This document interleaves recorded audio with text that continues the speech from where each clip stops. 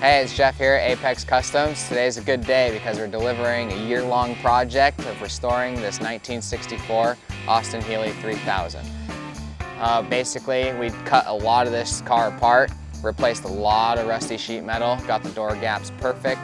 All the rockers are brand new, the lower quarters are new, the lower front fenders are new, all the upholstery is brand new on this car. We went ahead and we replaced a lot of rust on this car. It was rusted basically about from the top of the door handle down. So we've replaced rockers, we've replaced lower fenders, we replaced lower quarter panels, and we put a phenomenal PPG paint job on it.